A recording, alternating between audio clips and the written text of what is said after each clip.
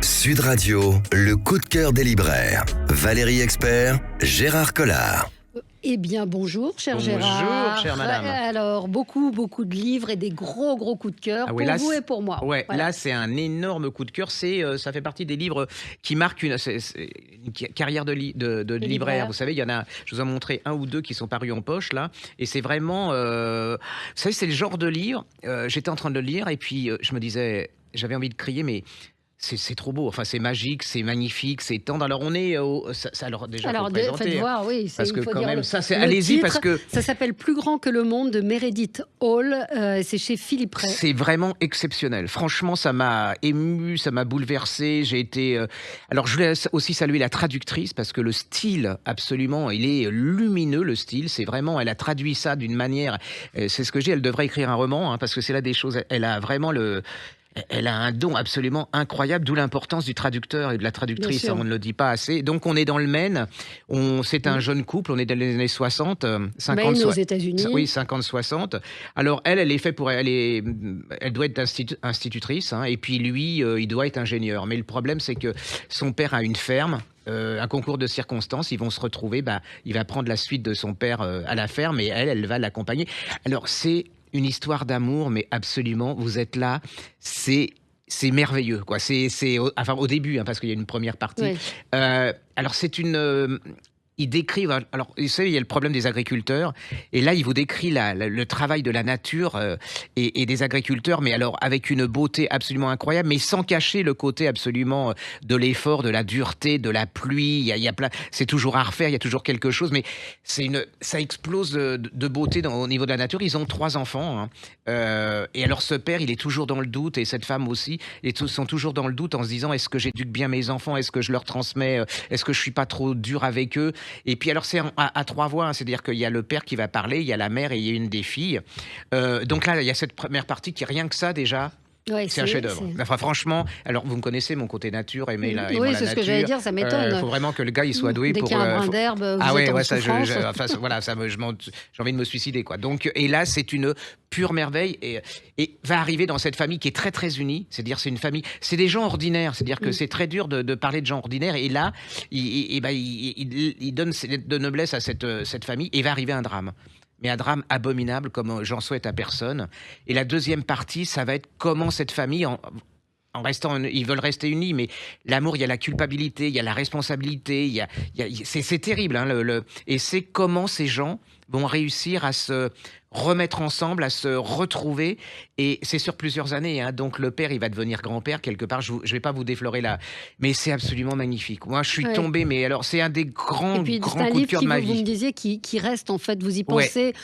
Des jours après j'envoyais des textos sur ma page ouais. Facebook en disant mais ce livre m'obsède, et puis je suis tellement obsédé de pas en parler assez bien pour que les gens passent à côté de ça, parce que c'est vraiment allez-y, on a besoin de vous, parce que c'est vraiment si vous l'aimez, parlez-en à vos amis, parce qu'il n'y a rien eu sur ce livre.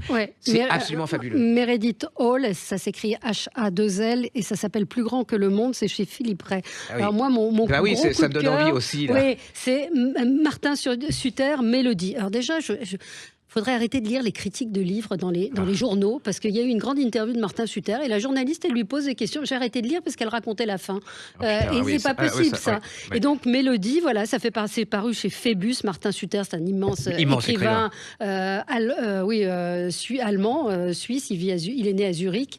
Et donc, c'est un livre qui est là aussi, il arrive à vous mettre dans une ambiance très, très particulière. Alors, ça commence par un jeune homme qui a fait des études de droit, qui trouve pas de boulot, qui se dit je vais être obligé de mettre une cravate pour aller à mon rendez-vous, à mon entretien d'embauche. Puis il tombe sur une petite annonce d'un homme qui cherche quelqu'un pour classer des documents. Et là, il tombe sur un ancien homme politique qui lui dit voilà, je vais mourir dans 1 an et je voudrais qu'on classe tout ce qui s'est passé dans ma vie et qu'on ne retienne que l'essentiel. Je vous fais un contrat d'1 an qu'on ne peut pas rompre, ni l'un ni l'autre. C'est dans une grande maison bourgeoise. Le jeune homme finit par accepter et puis remarque sur les murs, il y a des tableaux d'une jeune femme partout dans la maison. Et il se demande qui est cette jeune femme. C'est l'histoire de Mélodie, donc elle est absente pendant tout le roman, mais ça ne parle que d'elle. Donc il fait son travail d'archiviste, mais il a des rendez-vous autour d'un verre de sherry avec ce vieil homme qui va mourir et qui lui raconte l'histoire, cet amour qu'il a eu pour cette femme. C'est très très beau, c'est un livre, vous savez, vous économisez parce que vous n'avez pas envie de finir, de finir l'histoire. C'est donc le vieil homme qui se confie, et puis vous les voyez, ces personnages, vous voyez cette maison, vous les imaginez très bien. Ça parle de la vieillesse aussi, ça parle de l'isolement, ça parle des couples mixtes, parce qu'on va apprendre que Mélodie était d'origine étrangère, et que c'est peut-être à la base. Et puis il y a la fin qui est très surprenante, mais c'est un livre que je vous recommande, Mélodie de Martin Suter, chez Phébus. Ah ouais. Mais Phébus, c'est un excellent éditeur. Absolument. Et donc, c'est une relation qu'il a eue, 40 ans. Donc, c'est une histoire d'amour, c'est une histoire de relation entre un jeune homme et un vieil homme. Formidable livre, là aussi, passionnant, et qui vous habite aussi quand vous avez refermé la dernière page. Alors, quand on dit qu'il y a des livres qui vous marquent, alors vient de paraître en poche un des livres qui m'avait marqué, qui me marquera et dont je me souviens, alors que j'en en lis tellement qu'il y en a certains. Ah oui, c'était formidable. Colm Tolbin, c'est Le Magicien. Ça, c'est génial. C'est absolument fabuleux. Alors, ça vient de paraître en livre de poche. C'était un gros pavé. C'était un des grands succès. Enfin, nous, ça a été un de nos grands succès. Ouais. C'est, en fait, alors n'ayez pas peur, parce que quand on parle de Thomas Mann, des Buddenbrook et tout ça, tout le monde se tire en disant c'est pas pour moi, c'est trop sophistiqué. Et c'est pas du tout ça. En fait, c'est l'histoire de Thomas Mann, un jeune homme. Il est issu d'une famille bourgeoise, d'une grande famille bourgeoise. Il étouffe un peu dans. Ils ont une entreprise, c'est des grands entrepreneurs. Et c'est l'histoire de Thomas Mann. Alors, au début, ça commence avec... il étouffe, donc il veut sortir un peu, il part à Munich, il va se marier, là, il va découvrir une femme extraordinaire qui va... Alors, il y a l'histoire de sa sœur, il y a l'histoire de ses enfants, vous allez vous retrouver... Alors, ce type, il est absolument extraordinaire parce que, en fait, au départ, c'est un bourgeois assez classique, et on va découvrir qu'il a un courage incroyable parce qu'il va se lever contre les nazis, contre Hitler, il va être forcé d'émigrer. Alors, il y a tout aussi le problème des émigrés qui se retrouvent aux États-Unis complètement décalés par rapport à leur culture. Il y a l'histoire de toutes les...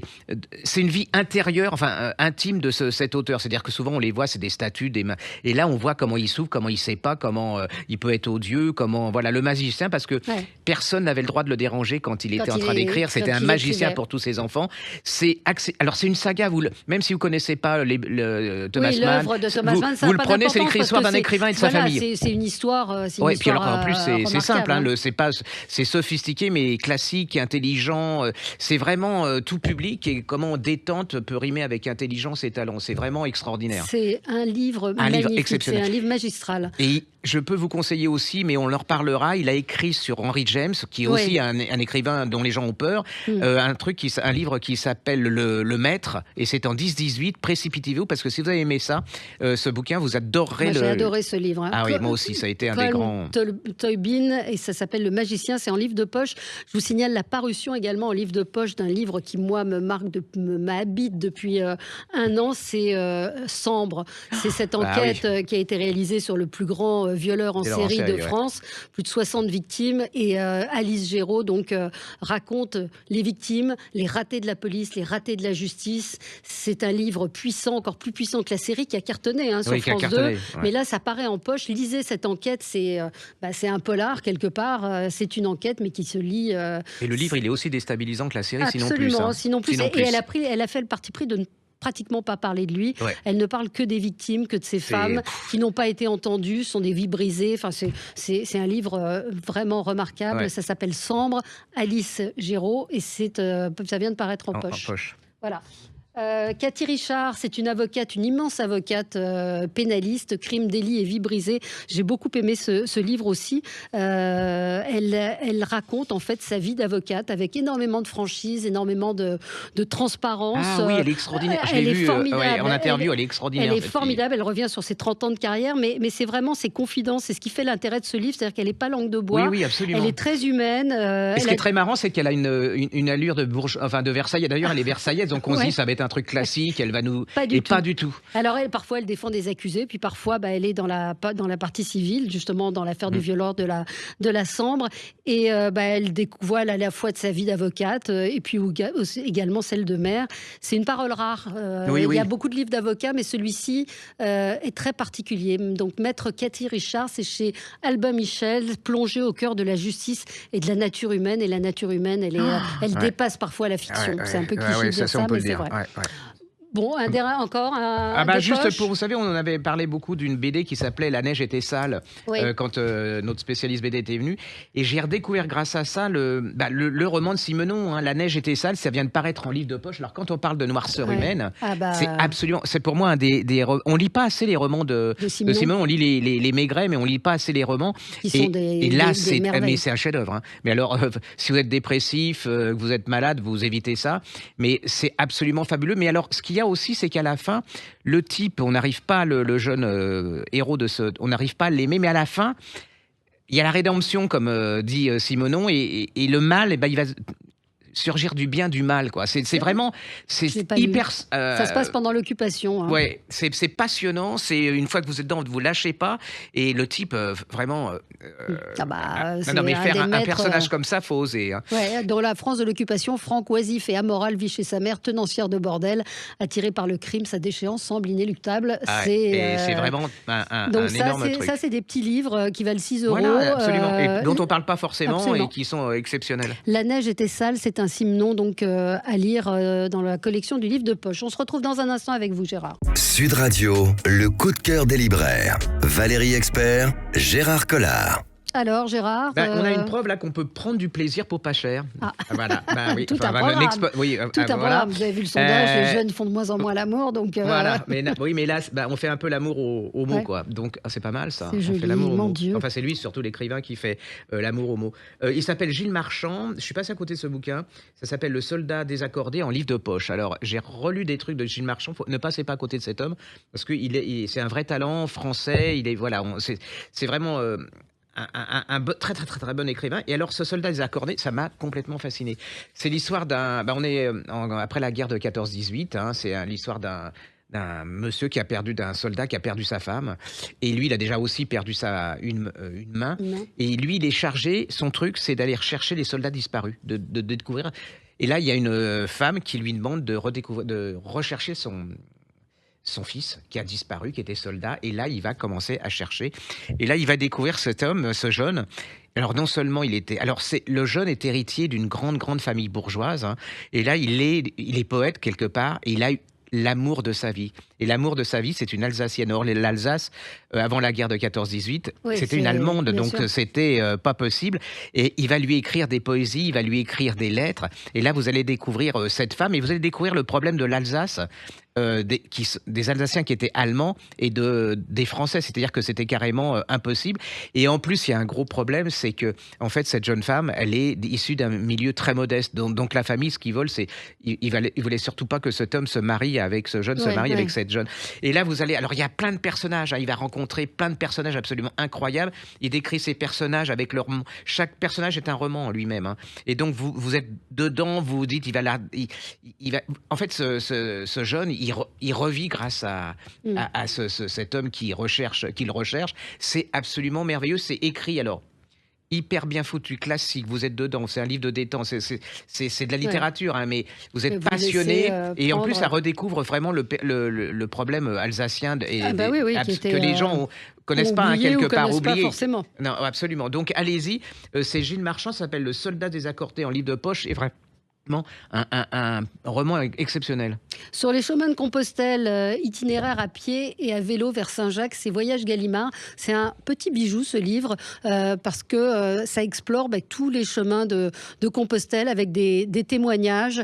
C'est un peu un fantasme pour beaucoup de gens, mais ça vous donne énormément, alors des trajets, et puis des textes de certaines personnes qui ont fait Compostelle et qui racontent une partie de leur trajet. Et parmi ceux-là, celui d'Hervé Pochon, il a fait le chemin en 2022, il a traversé depuis la diagonale du vide, il a traversé les Ardennes jusqu'aux Landes, et il a un podcast d'ailleurs que je vous encourage à écouter parce que c'est assez formidable, c'est quelqu'un qui aime les gens, qui aime l'humain, Et c'est vrai que son texte est plein de sensibilité sur les personnes qu'il a croisées pendant son périple. C'est un de ses textes, mais il y en a beaucoup, beaucoup d'autres. Et pour ceux même qui n'ont pas la possibilité de partir à Compostelle, c'est un très beau livre, hein, Voyage Gallimard sur les chemins de Compostelle. C'est très chouette. En poche, en polar, vient de paraître Au fond des âges de René Manzor, Pockets. Alors ça, c'était un roman qui m'avait fasciné, troublé. C'est l'histoire d'un explorateur qui va dans l'Antarctique. Il arrive sur la base et là, tout le monde a disparu. Il s'est passé quelque chose. Qu'est-ce qui s'est passé? On ne le sait pas. Puis en même temps, il a son fils qui avait disparu et il réapparaît, ça se passe en Nouvelle-Zélande, il réapparaît et là va commencer à avoir une suite de rebondissements mystérieux avec un virus, une créature. On ne sait pas du tout exact. Mais moi, ça m'a... je lisais ça, oui, ça fait un peu peur. Ouais, un peu. Enfin, je veux dire, ça, vu ce qui se passe en ce moment avec les virus, les machins, les trucs, on se dit... alors, il y a le rapport entre ce gamin, l'Antarctique, l'expédition, le père, la mère. Enfin, c'est absolument incroyable. Il se passe des scènes à couper le souffle. Vous êtes dedans. C'est vraiment... Il allie le côté... fantastique, mais dans le bon sens du terme, parce que moi, le fantastique, ça me largue. Je suis un peu largué vite, ça me gonfle un peu. Et puis, le côté policier et suspense, il a cette heure. Alors, il faut dire aussi que Manzor, c'est un c'est un réalisateur aussi, en plus d'être... Donc, c'est très visuel. Il a réalisé c'est Hugo, la série Alex Hugo. C'est vraiment visuel, vous êtes dedans, vous lâchez pas. Ça vous fait oublier les séries Netflix pendant 5 minutes. Mais franchement, mais il faut tout lire de lui parce qu'il a vraiment ce don de visualiser les mots, de donner voilà, on voit exactement, on sent que c'est un réalisateur. Voilà, ça s'appelle Du fond des âges de René Manzor et c'est en pocket et c'est pas cher. Et c'est pas cher. Voilà, on vous a donné quand même pas mal de livres justement qui sont pas très chers. Le mercredi prochain, c'est la Saint-Valentin. L'amour fou, ça apparaît chez Récamier, donc c'est une nouvelle maison d'édition et sous la direction de Caroline Valla, elle a demandé à plusieurs écrivains d'écrire une histoire, une petite nouvelle sur ce thème. Jusqu'où est-on prêt à aller par amour? Donc plusieurs auteurs, Hervé Comer, Emmanuel Artero, il y a Sophie Talmen, il y a Laurence Perrin, et c'est quitte à acheter un truc niais pour la Saint-Valentin, autant acheter quelque chose de qualité, avec des qualité, avec la vision de chacun de ces auteurs sur l'amour et jusqu'où on peut aller par amour. Et la couverture est assez sympa. Ça fait un petit cadeau. Des livres enfants, regardez ça. C'est quoi, trop nul. Ça, je vais montrer à mon petit-fils, ça l'a beaucoup fait rire. C'est un petit garçon qui trouve tout nul. Il trouve qu'il veut une tortue, mais il la trouve nulle. Donc après, il demande, il peut pas jouer au chat, il peut pas jouer, donc il demande un chat.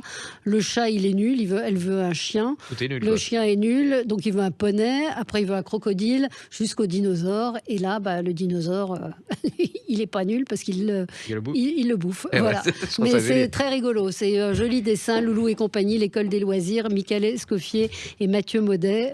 C'est sympa et c'est chouette. C'est drôle, on n'a pas fait, on sait pas. Et là, moi, j'ai deux petits bouquins à partir de 4 ans qui s'appellent les 10 poilocus. Voilà, vous prononcez bien. C'est de Lise Beninka et de Clémence Lallemand et c'est chez Elium, on dit Elium, pardon. C'est les carnets de fouilles de Mireille Farfelous. Et c'est plein d'humour. Alors les gamins sont fous de dinosaures, ça c'est clair. Et en fait, les dinosaures, là, il y a tout. Il y a le papa, il y a la maman, les dessins, j'adore les dessins. Parce qu'ils sont super mignons, les dinosaures là. Regardez la meuf, enfin la maman avec sa moumoute. Avec sa moumoute là, avec son truc, c'est très très drôle. Les gamins adorent. C'est plein de rebondissements, plein d'humour. Regardez, alors il y a des dinosaures qui font la gueule, l'autre c'est génial, franchement. Il y en a un qui sent mauvais de la bouche, il s'appelle le Doukipudon et qui ignorait l'existence du dentifrice et du savon et qui ne voulait pas se brosser les dents. Il y a le Trophéniasus. Mais les gars adorent, en plus, il y a le zéro poil encore. Il y a plein de noms comme ça. Il y a le 10 poils au cul. C'est beau. Voilà, c'est génial. Franchement. C'est très, très, très drôle. Allez, encore un livre. On va. Vous avez vu ça, haute couture. Il y a eu pas mal de choses. C'est Une vie aux côtés des plus grands couturiers. Colette Massier, elle a été première d'atelier. Elle a travaillé pour Coco Chanel, pour Karl Lagerfeld, pour Monsieur Givenchy, Yves Saint Laurent. Si vous aimez, ça vous fait plonger dans les coulisses de ce qu'était la haute couture. C'est un monde fascinant, oui, c'est absolument fascinant. C'est très bien écrit. C'est les folies de ces couturiers. C'est les drames quand les robes sont pas prêtes. Ça se lit vraiment très très bien. Moi, j'ai beaucoup aimé. C'est paru chez Michel Lafon. Elle s'appelle Colette Massier. Une vie aux côtés des plus grands couturiers, haute couture. Encore? Ouais. Alors, moi, j'en ai peut-être déjà parlé, mais ce livre m'a tellement fasciné. C'est d'Agata Tuszynska. Oui, Bravo. oui, c'est pour moi. Ça s'appelle Le Jongleur chez Stock. C'est absolument exceptionnel aussi. C'est cette femme, elle est écrivain et elle va à la recherche de Romain Gary. Parce que Romain Gary, il s'est inventé tellement de vie qu'on ne sait plus laquelle est la vraie et pas. Ouais. Et elle va faire l'enquête. Mais alors, c'est un bouquin mais c'est un roman d'aventure. Hein. C'est-à-dire qu'elle va même au numéro, elle va rechercher d'où il était. Il a inventé des trucs sur sa mère, il a inventé plein d'endroits où il n'a pas été, où il a été, mais pas de la même manière. C'est comme un polar, vous êtes dedans, et ça m'a donné envie de relire Romain Gary en me disant, mais formidable. Ça ouvre des fenêtres en disant, bah oui, là il parle, mais c'est absolument exceptionnel. La fille, elle a fait un boulot, mais incroyable. C'est une vraie écrivain, hein. C'est-à-dire que c'est pas un documentaire mis en mots. Hein. C'est vraiment, c'est passionnant. Et puis, même si vous aimez pas Romain Gary ou même si vous connaissez pas, vous allez voir un type absolument exceptionnel. Hein. C'est vraiment, c'est un mytho de génie, vraiment comme on n'en fait plus, quoi. Personnage avec une vie incroyable. Et je voulais vous remercier. J'ai oublié Youri Gagarin, formidable, de Grégor Péan, mais formidable, extraordinaire. Je trouve qu'on n'en parle pas assez. Oui, non, mais franchement, on le refera. Alors moi, la conquête spatiale, c'est pas trop mon truc, mais il vous raconte la vie de ce petit gamin métallo qui avait rien. Et donc sur effectivement la conquête spatiale, comment il est devenu le premier astronaute. Moi, j'aurais jamais fait. Parce que je me suis interrogée de savoir quelle était la part de vrai. Et je l'ai interviewé. Tous les personnages sont vrais. Hein. L'espionne, elle est vraie. La femme, elle est vraie. Voilà, c'est exactement ça. Et c'est vraiment un bouquin absolument incroyable. Ce petit bonhomme qui en fait était une force incroyable, intelligent très et tout. Sympathique, et puis il fallait qu'il représente la Russie. Et comment il est bouffé par le système. Par le système, mais moi, c'est l'histoire de l'espionne qui m'a passionnée. J'ai tapé son nom et je l'ai pas trouvé. Si, elle existe apparemment. Bon, écoutez, mais en tout cas, en reparlera sans arrêt parce que c'est vraiment Youri Gagarin. Les critiques et les médias font pas leur boulot à ce niveau-là. Grégor Péan, c'est un très bon écrivain. Précédemment aussi, on avait beaucoup aimé ce qu'il avait fait sur Eva Braun, qui s'appelle La vraie vie d'Eva Braun. C'est chez Robert Laffont, qui était vraiment extraordinaire. Mais là, c'est chez Robert Laffont et c'est passionnant. Vraiment, merci Gérard. Je vous en prie. Pour une fois, non, c'est pas vrai. Je vais lire celui que vous m'avez recommandé cette semaine. Je vais lire le vôtre. Allez, on se retrouve la semaine prochaine pour d'autres lectures. Merci. Sud Radio, le coup de cœur des libraires. Valérie Expert, Gérard Collard.